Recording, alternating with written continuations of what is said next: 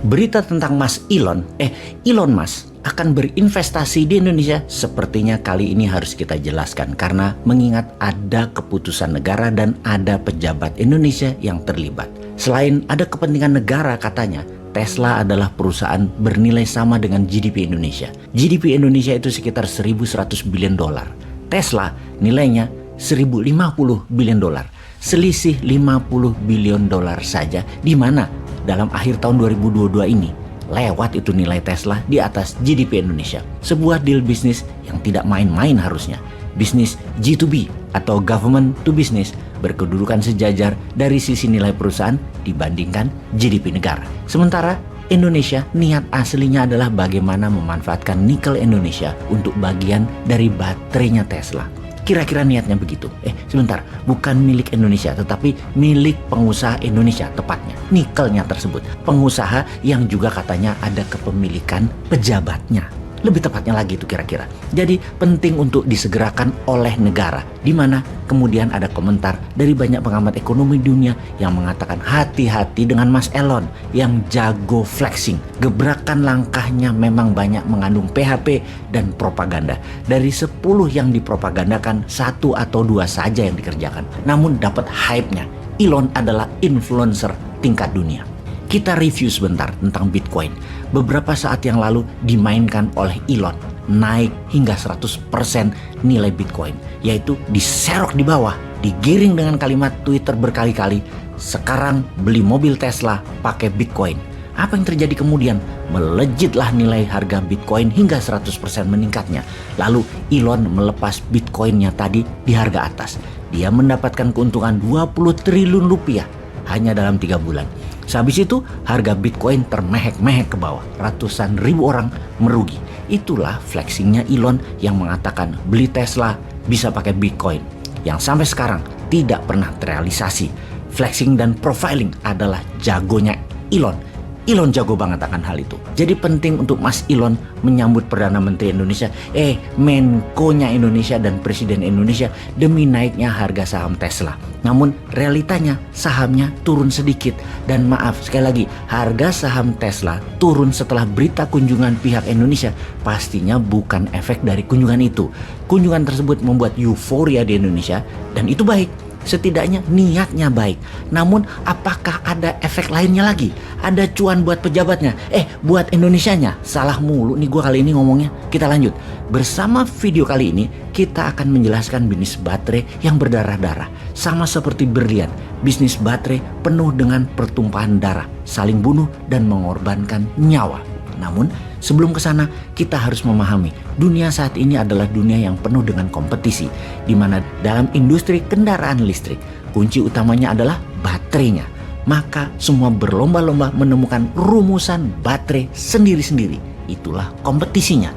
Misalnya BMW beda dengan Mercy dalam mobil listrik baterainya. Demikian juga Toyota. Juga katanya Apple Car, juga Google Car. Gosipnya Giant Tech ini akan masuk juga ke industri mobil listrik.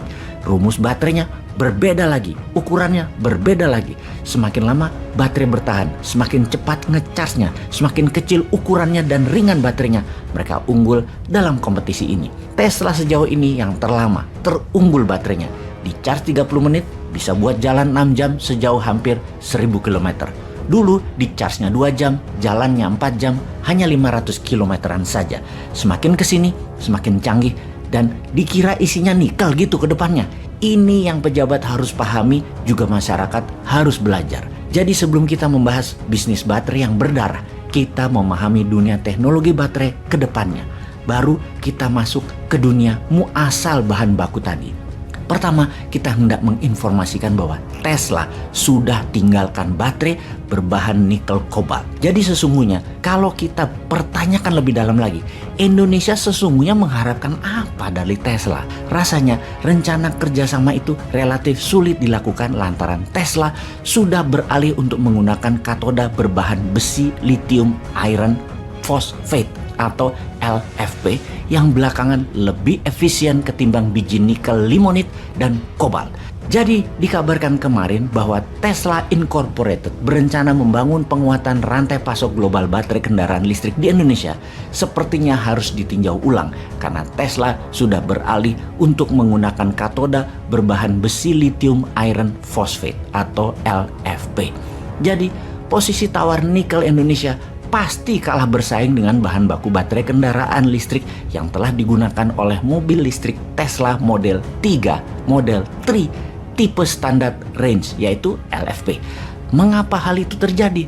Kita sekedar mengingatkan, pernah suatu hari dulu Indonesia membuat kebijakan dengan moratorium ekspor nikel ore. Efeknya, harga nikel dunia meningkat jadi mahal akibat moratorium ekspor nikel ore dari Indonesia tersebut.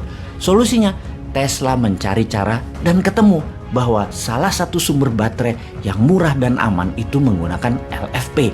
Kemudian sejak saat itu kita melihat kompetisi antar baterai yang diproduksi oleh LFP versus nikel kobalt.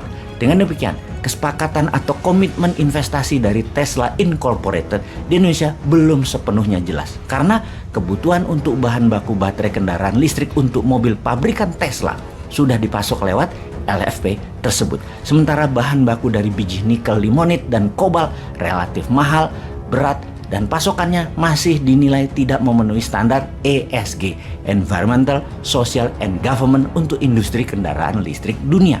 Ini yang masih menjadi pertanyaan, apakah memang Tesla tertarik kembali pakai nikel? Kan mereka sudah menemukan alternatif baterai yang lebih murah dan handal. Jadi untuk deal komitmen investasi di Indonesia rasanya masih jadi pertanyaan.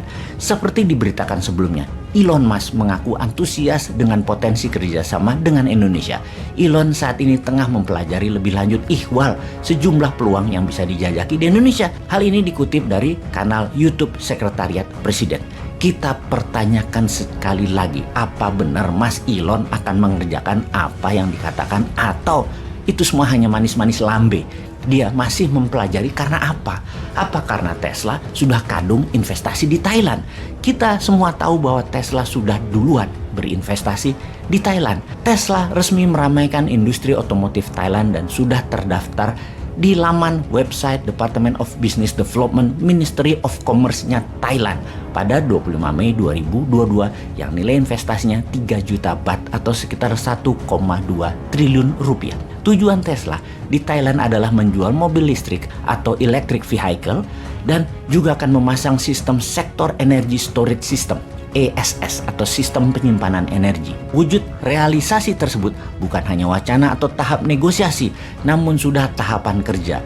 Beberapa petinggi dari perusahaan Tesla disebutkan menjadi ofisial di Thailand yaitu David John Feinstein sebagai Global Senior Director Trade Market Access, juga ditunjuk sebagai Direktur Yaron Klien yang memegang posisi Tesla Asset Manager dan juga Chief Financial Officer Tesla Energy Operation. Kedatangan Tesla juga sejalan dengan kebijakan baru pemerintahan Thailand untuk mengurangi emisi karbon. Pemerintah Thailand sudah membuat kebijakan mengurangi pajak penghasilan atas kepemilikan kendaraan listrik. Administrasi Metropolitan Bangkok juga telah mulai memasang stasiun pengisian listrik di sekitar kota dan akan membuat stasiun pengisian gratis untuk digunakan. Semoga paham informasi ini.